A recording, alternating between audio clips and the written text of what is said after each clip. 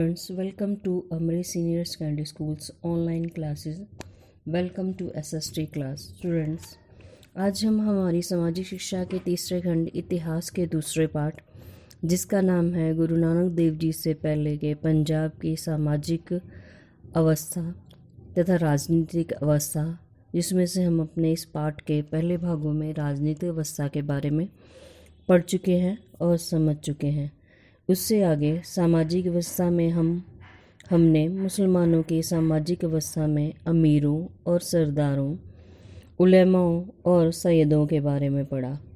हम उससे आगे आज मुसलमानों की सामाजिक अवस्था में उससे आगे की दो श्रेणियों, मध्य श्रेणी और गुलाम, भोजन, पहरावा, आभूषण, अंधविश्वास तथा महिलाओं की दशा के बारे में पढ़ेंगे, जो कि ई बुक के पेज नंबर 13-14 पर है। आओ हम अपना पाठ शुरू करते हैं। हमारा सबसे पहला पॉइंट है मध्य श्रेणी, मिडिल क्लास।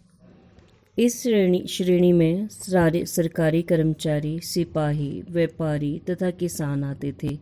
इनकी आर्थिक अवस्था अच्छी थी। इनमें से सरकारी पदों पर आसीन लोगों का सामाजिक स्तर ऊंचा माना जाता था। हमारा नेक्स्ट पॉइंट है गुलाम।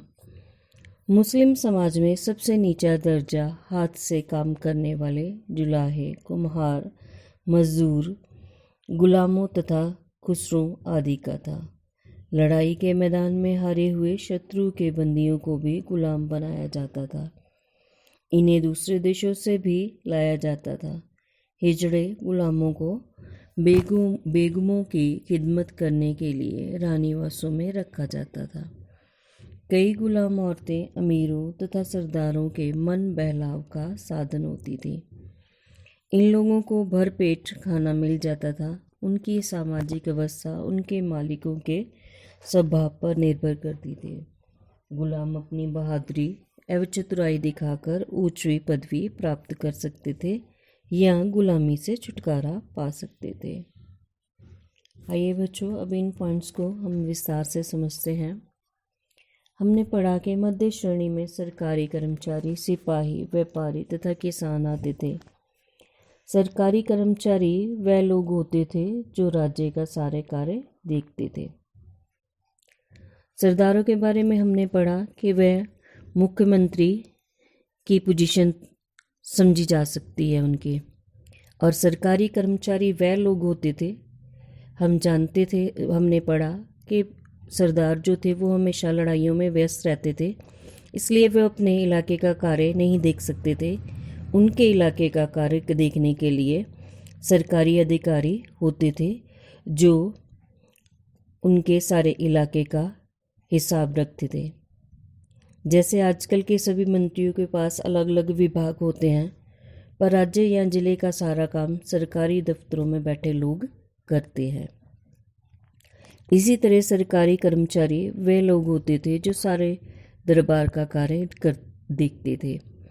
सिपाही, व्यापारी और किसान, इनके घरों के हालात अच्छे होते थे, मतलब उनको पैसे की कोई परेशानी नहीं होती थी, क्योंकि उनके पास सरकारी नौकरियां होती थी या पैसा होता था, इसलिए उनकी समाज में इज्जत होती थी। उस समय की एक और श्रेणी थी, वह थी गुलाम। गुलाम वह होते थे जो लड़ाइयाँ होती थी तो लोग सिपाहियों के हाथ लग जाते थे, उनको बंदी बना लिया जाता था और फिर बाद में उनको गुलाम बना लिया जाता था। गुलाम दूसरों देशों से भी लाए जाते थे। उन्हें अपने मालिकों के घरों का सारा काम करना पड़ता था और गुलाम औरतों को सरदारों और अमीरों की सेवा के लिए रखा जाता था।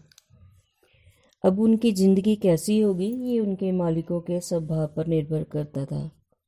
अगर तो उनके मालिक रहमदिल होते थे तो उनकी ज़िंदगी ठीक कटती थी, और अगर उनके मालिक अत्याचारी होते थे तो उनकी ज़िंदगी नरक से बदतर होती थी। गुलामों की एक किस्म और थी जो थी हिजड़ों की। उनको ज़्यादातर रानियों के महलों में सेवा करने के लिए रखा जाता था। हाथ से काम करने वाले जुलाहे, कुम्हार, मजदूर आदि का भी दर्जा बड़ा नीचा होता था। उनको भी निम्न श्रेणी में गिना जाता था। ये भी दूसरों के रहमो कर्मों पर ही निर्भर करते थे। हम अपना नेक्स्ट पॉइंट पढ़ते हैं। हमारा नेक्स्ट पॉइंट है भोजन, फूड। मुस्लिम समाज में अमीरों, सरदारों, सैयदों, शेखों, मुल्लाओं तथा काजी लोगों का भोजन बहुत तैलीय, मक्खन वाला होता था।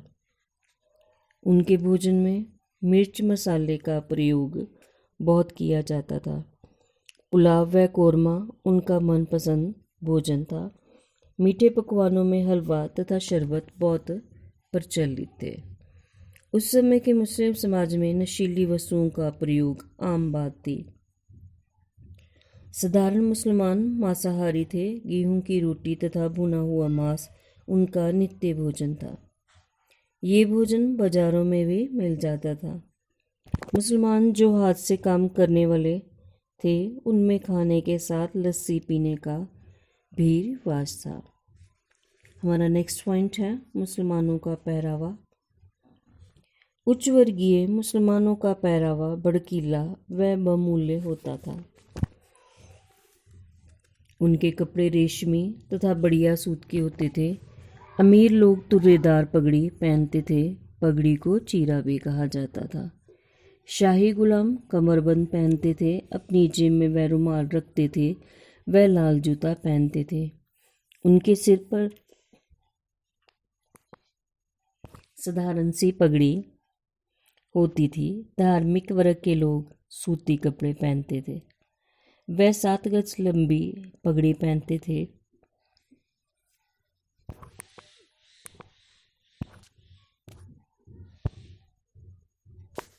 पीछे उस पगड़ी का पल्ला लटकता रहता था। वह आम लोगों में प्रचलित कमीज तथा पायजामा भी पहनते थे। वह जुराबे व जूते भी पहनते थे। सूफी लोग खुला चोगा पहनते थे। मुसलमान औरतें जमपर, घाघरा तथा उसके नीचे तंग पाजामा पहनती थीं। पर्दे के लिए बुर्के का प्रयोग किया जाता था। उच्च वर्ग की औरतें आमतौर पर दास दासियों के जुर्मटों से घिरी हुई बंद डोलियों में आती जाती थीं। हमारा नेक्स्ट पॉइंट है आभूषण। अफसर लोग अपनी उंगलियों में चांदी या सोने की अंगूठियां पहनते थे। वह मोती, माणक तथा पत्थर भी पहनते थे। वह सोने चांदी के आभूषण पहनते थे। नेक्स्ट पॉइंट है हमारा मनोरंजन के साधन। सरदारों व अमीरों की चौगान, चौपड़, घुड़सवारी तथा घुड़दौड़ आदि मनपसंद खेल थे। नृत्य देखना व संगीत सुनना अमीर लोगों का शौक था। चौपड़ का खेल अमीर व गरीब दोनों में प्रचलित था। साधारण व्यक्ति मौसमी त्यौहार तथा धार्मिक यात्रा करके मनोरंजन कर लेते थे। हमारा नेक्स्ट पॉइंट है अंधविश्वास व अज्ञानता। माल बंधन के बढ़ने से मुसलमानों में अंधविश्वास भी बढ़ गया। लोग जादू टोने, तावीज़ तथा करामातों में विश्वास करते थे। कदम कदम पर शुभ अशुभ का विचार किया जाता था तथा लोगों में अज्ञान का जोर था। आइए बच्चों, अब इन पॉइंट्स को हम विस्तार से समझते हैं। जैसे हमने ऊपर पढ़ा कि मुस्लिम समाज 4 श्रेणियों में बटा हुआ था, उसी तरह उनके भोजन, पहरावा, आभूषण आदि से भी पता चलता था कि वे कौन सी श्रेणी से संबंध रखते थे। सबसे पहले भोजन की बात करते हैं। जितने भी लोग हमने उच्च श्रेणी में पढ़े, जैसे अमीर, सरदार, शेख, मुल्ला और काजी, इन सब का भोजन उनके रुतबे के अकॉर्डिंग बड़ी शान और शौकत वाला होता था। वे घी और मसालों का अपने भोजन में बड़ा प्रयोग करते थे। पुलाव, कोरमा उनका फेवरेट भोजन था। मीठे में हलवा तथा शरबत पीते थे। नशीली वस्तुओं मीन्स शराब आम बात थी।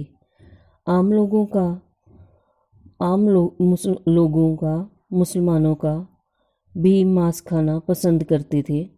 मजदूर मुसलमान रोटी के साथ लस्सी पीते थे। कपड़ों से भी पता चल जाता था कि कौन किस श्रेणी का है। सबके कपड़े उनकी पदवी के अनुसार हुआ करते थे। अमीरों और सरदारों का पहरावा भड़कीला और कीमती होता था। वह तुर्रेदार पगड़ी पहनते थे, जिसे जिससे झलकता था कि वे उच्च वर्गीय लोग हैं, जिनको वह चीरा भी कहते थे।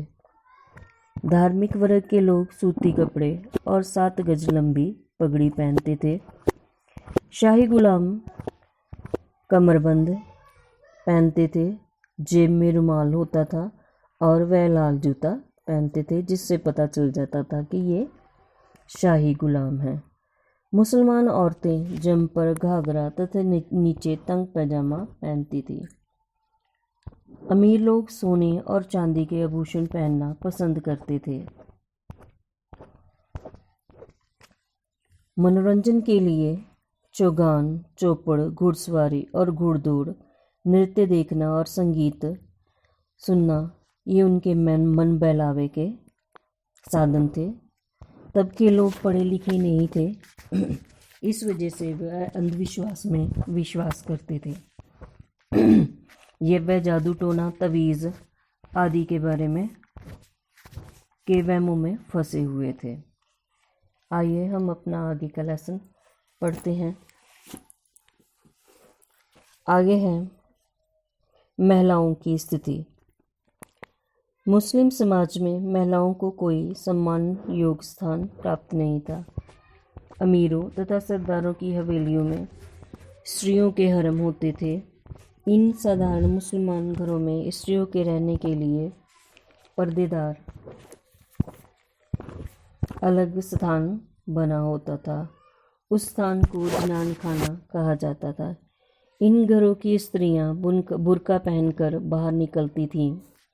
ग्रामीण मुसलमानों में पर्दे की प्रथा नहीं थी। आइए इस पॉइंट को हम विस्तार से समझते हैं। 16वीं शताब्दी के आरंभ में समाज में स्त्रियों की दशा अच्छी नहीं थी। उसे अबला, हीन और पुरुषों से नीचा समझा जाता था।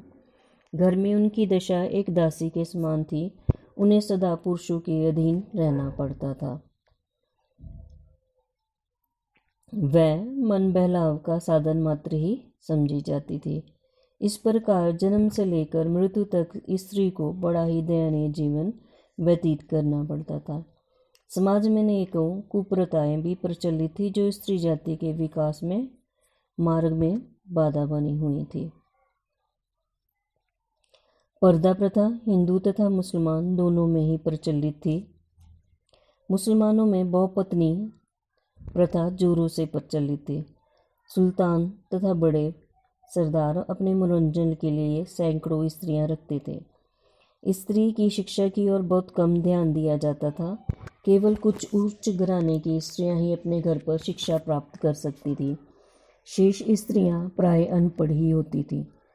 स्त्रियों पर कुछ और प्रतिबंध भी लगे हुए थे। उदाहरण के लिए घर की चारदीवारी में ही बंद रहती थी। उनका घर से बाहर निकलना अच्छा नहीं समझा जाता था। स्त्रियों को घर में रहने के लिए पर्देदार अलग से जगह बनी हुई थी, जिसे जनान खाना कहा जाता था। वहाँ से स्त्रियां बुर्का पहनकर बाहर निकलती थीं। तब के पंजाब में एक कहावत प्रसिद्ध थी, घर बैठी लख दी, बाहर गई कख दी। यानी कि स्त्रियों को घर में ही रखा जाता था। उन्हें बाहर निकलने की कम ही परमिशन हुआ करती थी, क्योंकि तब का जो समाज था वो स्त्रियों को सिर्फ एक भोग विलास की चीज़ समझता था। बच्चों, हमने इस लेसन को पढ़ा। बच्चों, हमने मुसलमानों की सामाजिक व्यवस्था के टॉपिक को यहीं पर समाप्त करते हैं। आशा है आपने इस पाठ द्वारा गुरु नानक देव जी के समय से पहले की राजनीतिक व्यवस्था और मुसलमानों की सामाजिक व्यवस्था को अच्छी तरह से जाना और समझा होगा, और तब के और अब के समाज के डिफरेंस को समझा होगा। अब आपने इस ऑडियो को अच्छी तरह सुनकर और ई बुक के पेज नंबर 13-14 को अच्छी तरह समझकर पढ़कर मेरे द्वारा पूछे प्रश्नों के उत्तर अपनी नोटबुक्स पर लिखने हैं और मेरे पर्सनल नंबर पर चेक करने के लिए भेजने हैं। आपके प्रश्न हैं, पहले 2 MCQ हैं। पहला है, मध्य श्रेणी में शामिल थे। इसके 4 ऑप्शंस हैं। पहला है सरकारी कर्मचारी, सिपाही तथा व्यापारी, दूसरा है गुलाम, तीसरा है जुलाहे, मजदूर और चौथा है उलेमा और सैयद।